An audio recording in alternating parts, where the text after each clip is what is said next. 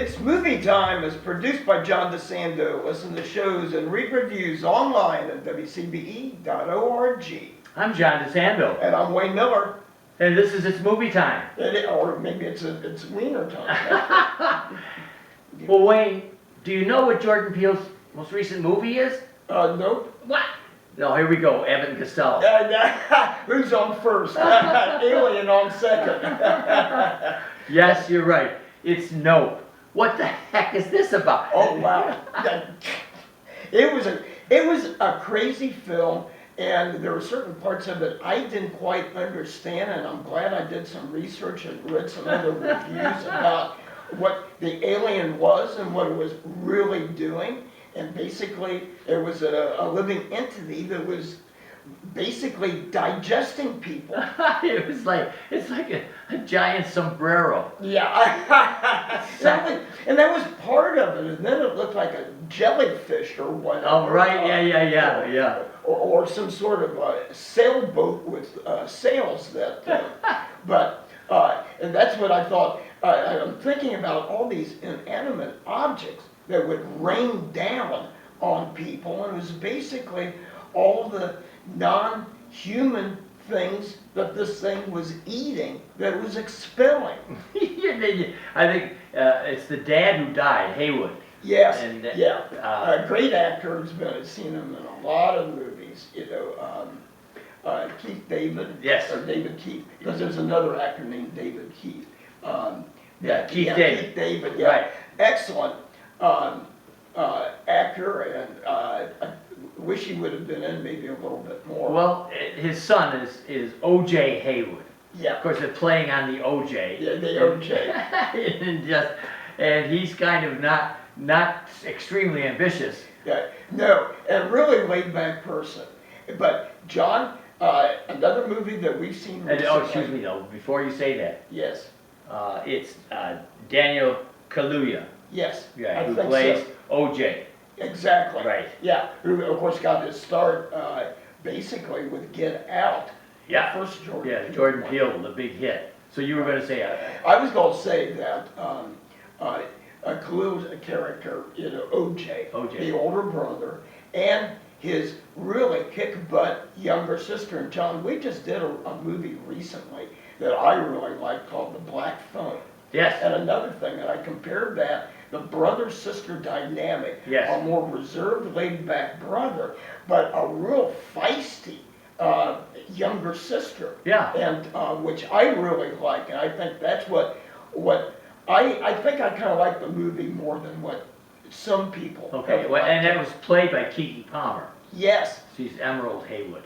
yes. And she is just the opposite of O.J.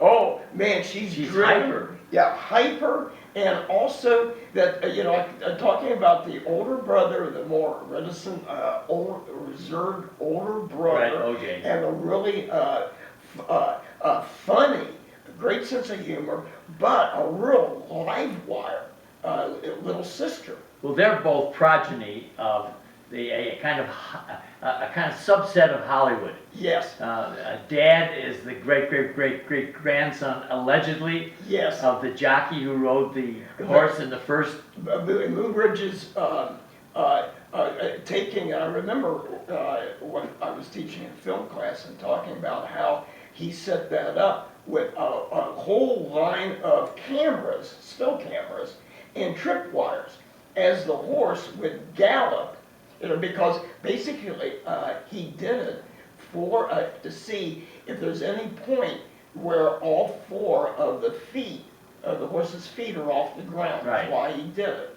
And but yeah, supposedly they're descendants of the unnamed black jockey Yes, that rode that horse. it's a strip of film that most film students know about. Yeah. Maybe the first one of its kind, Yeah. documentary type, something. Well, yeah, and very short, of course, Yeah. because you had to have all this whole row of as the horse would gallop by and setting off the tripwires, and so then putting together each and every frame that was taken by the and the standard almost it kind of stayed because of how it was paced, the almost 24 frames per second, and how this was paced. Oh yeah. Well, they're the descendants. Yeah. And they run a kind of horse ranch for training horses for movies. Yes, yes. And they have to contend with, even though it's not a big issue, this CGI is doing a lot of that stuff now.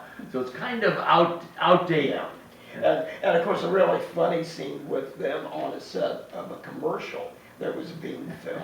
And that's when the sister came in, you know, whereas OJ's standing there with the poor horse.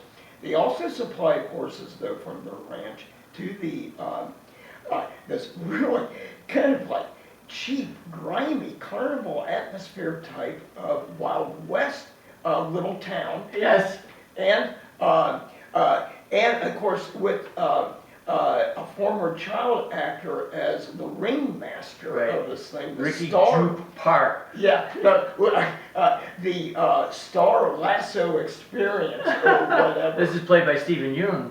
Yes, that a lot of people would remember. And he's done an excellent job, and particularly some Korean films recently.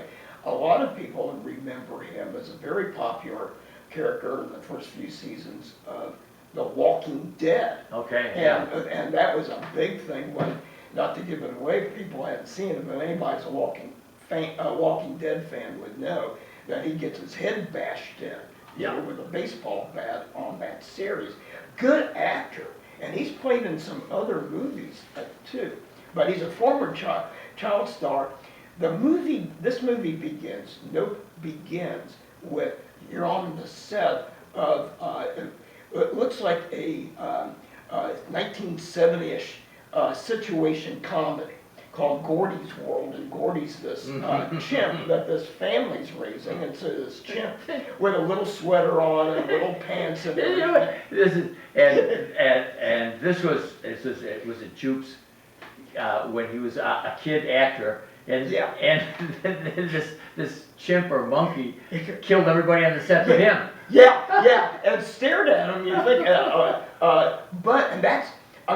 that had me from the beginning, and then you see a longer version of that same scene later on in the movie, trying to explain. And this is one of those things that there are certain elements of this movie that is unexplainable, and that's why. And I think you're right. Now, yeah, I did discover one explanation, and that would be for the definition of node. Yeah. All right, so first of all, and Peel admits it could be an acronym for not of planet Earth. Yeah. Well, okay. Well, that's all right. So that he admits that, but he also admits that it's a reaction that a black person would have to the shenanigans of the UFO, a note.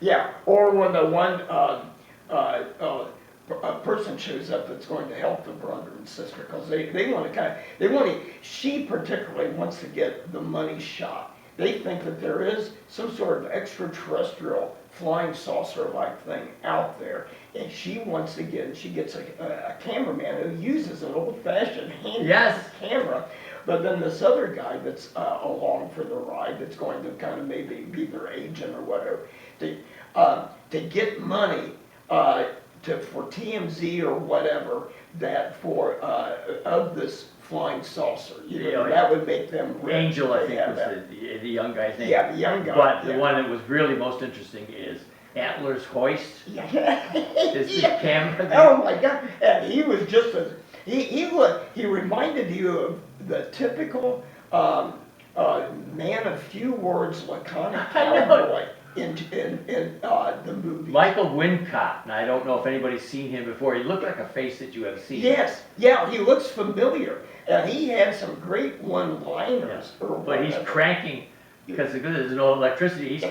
He's cranking.